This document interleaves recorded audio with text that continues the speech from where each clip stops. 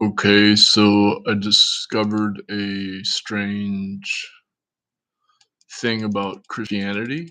In early Christianity, um, the Logos as God and Jesus was actually considered to be um, milk, milk, a milk. Let me find the quote here. But so the Logos, here it goes. The blood of the Word as logos has been also exhibited as milk. The same blood and milk of the Lord is the symbol of the Lord's teaching. Logos breast distilled lettuce sucklings joined to raise. Christ is presented as the heavenly milk, and Christians as the infants that fed on it by a dewy spirit. So this goes back to um, Clement in the 3rd century, but it goes earlier. It's first found, I think, in um sorry, I didn't get this set up right when I first started, but I think it's found in Justin Martyr. Yeah. So anyway, the problem was this, like, if Jesus exists historically, then Mother Mary was a virgin, but she had to breastfeed Jesus. And it created a logical paradox because how can you breastfeed if you didn't give birth? Because the birthing process is what triggers the lactation. Usually, it doesn't have to. And that's where things get interesting to me because you have this idea of the blood turning into milk even though she's a virgin, which implies the creation of new type of matter as transubstantiation. So here's that first blog post I did about it. I did 3 blog posts that go into this. And so this idea of the logos being the milk, it even kicks into what I consider to be the small universe meditation in Judaism, what they call the Merkaba mysticism, which is considered, to be ancient, but it was found in the 3rd century or the 300s to have this small universe meditation, the 12 signs of the zodiacs. And my claim is that the 12 signs of the zodiac then became the 12 disciples for in the Council of 12 in the Qumran Essene community, which included Saint John John the Baptist, and then that led to the development of Christianity with the 12 disciples. So they called it the 12 Princes of Glory in as the 12 months of the year, and the 12 um, for the 12 signs of the zodiac. And let's see, I got third. Let me just post these blog posts here.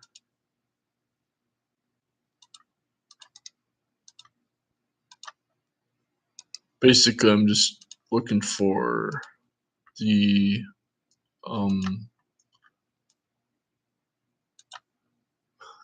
alchemy meditation in the early church, in the early Christianity and Judaism.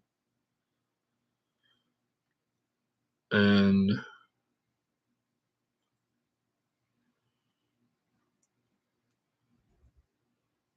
so,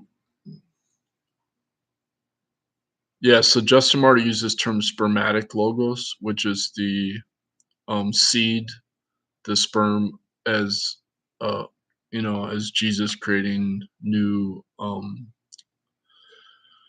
matter on earth, creating matter on earth. But it was being tied to a royal lineage through Joseph being in the family of David or whatever lineage of David. But the thing is that that seed was then tied to the blood of the for the resurrection and the communion that's practiced, the communion ritual. But then the blood turned into milk because for Mary, in other words, as the mother of God was considered the first creator because Mary was tied to Eve in the in other words, the fall of man of Adam and Eve was then reversed by Mary and Jesus. Um, and so you have Mary having the primary role as like the mother goddess, because she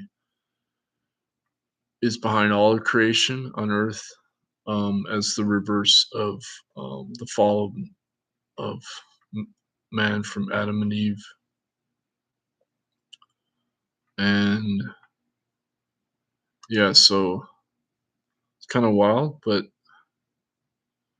it goes back to the Egyptian teaching of Horus being suckled by Isis, and that in Egypt, this was the mother, the cosmic mother milk was considered like central to their alchemy practice. So we can see how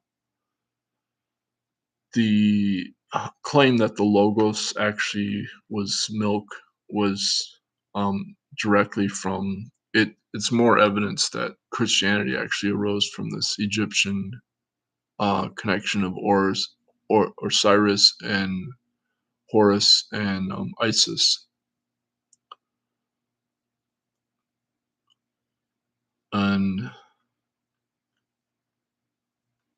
so the interesting thing about Horus is that his one of his eyes was the sun and the other eye was the moon, and that's exactly the same as Taoist alchemy, where you have one eye as the sun and the other eye as the moon. It's just yin qi and yang shen, and then yang qi and yin shen. So let's see. I'm just trying to find. I know I mentioned it was Clement of Alexandria in Egypt who then talked about this. The blood of the word as also being exhibited as milk, the blood of the logos, the blood of Jesus. And so the blood and milk of Jesus is a symbol, or the Lord is and so Christ is the milk from the cosmic mother. So the origin, this is the teaching of Pythagorean philosophy, is that the origin of the logos is actually the cosmic mother that's female. And of course that's been covered up in Christianity as due to patriarchy.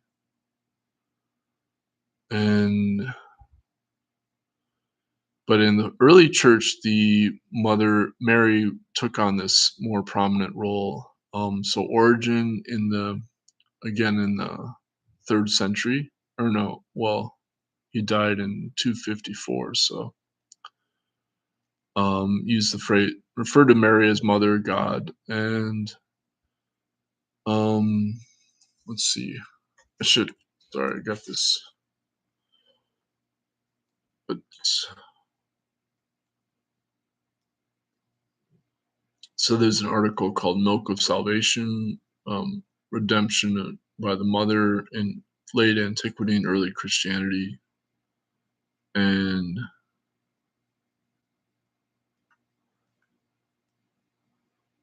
yeah, so it goes back to Horus and Isis, like breastfeeding Horus, and so yeah, I connected this back to the non-commutativity, the concept of non-commutativity, but I'm not going to go into that But basically, you have this like um, conflation of the milk with the mother. So the milk is being transformed from into the father's sperm. So that's the sperm. Justin Martyr using that term logos spermaticos is actually originates from the milk, the logos of the milk. So that's kind of wanted to get to that point. Um, so it was also in First Peter that called the pure milk of the logos or reason. Um, so yeah, it's just really weird that they would call the logos the milk that the blood turns into the milk, but that's because of this ancient cosmic mother worship from Egypt, and also, well, just all the whole Asherah was the wife of Yahweh or El. Um, and so this got lost as Christianity developed.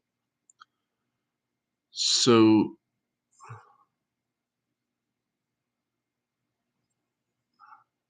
is it just in Clement? I thought it was in um, Justin Martyr also, but it's not.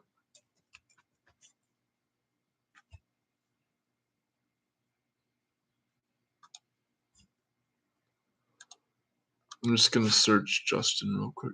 Whoops.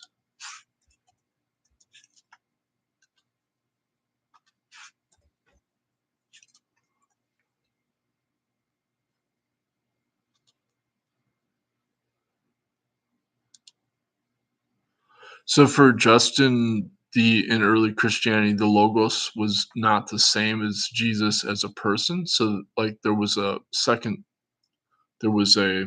intermediary role of the logos before it became the person. So you could see this blood. The logo says the milk was more of the primary role of the logos before it came the logos of the blood as the person.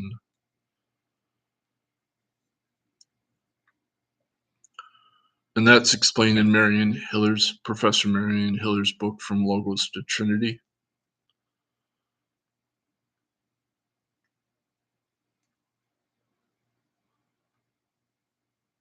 So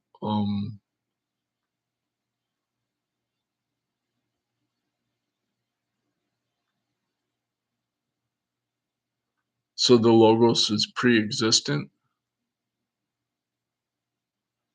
similar to Philo, and then later on it became a separate being called Logos Prophorikos as the actual embodied Jesus Christ. And this goes back to Genesis where it says the Spirit is born upon the water. That was actually the breath upon the water. The wind is actually the Spirit, the noumena. So this water, it connects back to the milk and then the logos spermaticos.